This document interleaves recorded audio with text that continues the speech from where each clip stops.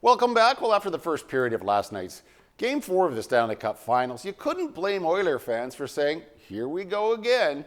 The Oilers are in danger of repeating last year's Cup Final by going down 3-1. That is until, well, have a look. Cross-ice pass. Draisaitl towards the net.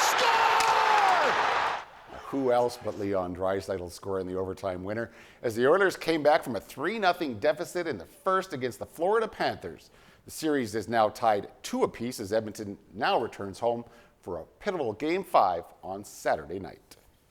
Finally tonight, a Vancouver Island couple whose shared love for the ocean and each other led to a once-in-a-lifetime proposal under the sea. Here's Adam with tonight's Sawatsky sign-off.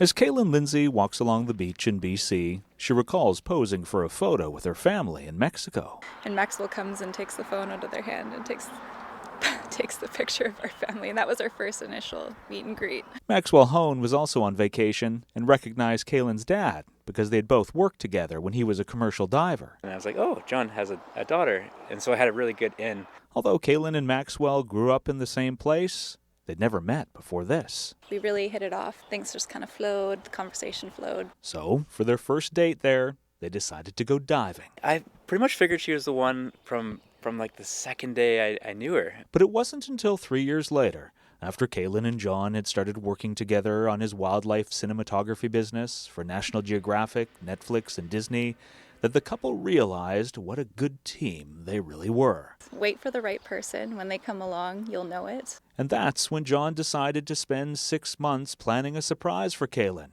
during a diving trip to the Galapagos Islands. All the kind of things that could go wrong were going wrong. The current was so strong that day that the thing that Maxwell had hidden earlier on the bottom of the ocean seemed to have swept away until Kaylin spotted a giant turtle. And then my gaze shifts and I notice this treasure chest. That turtle was right there as like it was guarding the chest.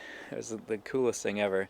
And I'm like, whoa, like what is that doing here? And when Kaylin opened it, she found it filled with photos documenting their love story, beginning with that first date. I immediately started crying. My eyes were welling up and my mask was filling up with tears. Because she knew then, without having to read the love letter Maxwell had also placed in a bottle, or wear the engagement ring also resting in the chest, that the answer to his proposal was absolutely yes. I was just over the moon. I couldn't believe that he had put this much thought and energy into a proposal. And while they celebrated their proposal on a boat and expect their wedding to be staged on dry land, the couple is committed to spending as much of their time as husband and wife under the sea.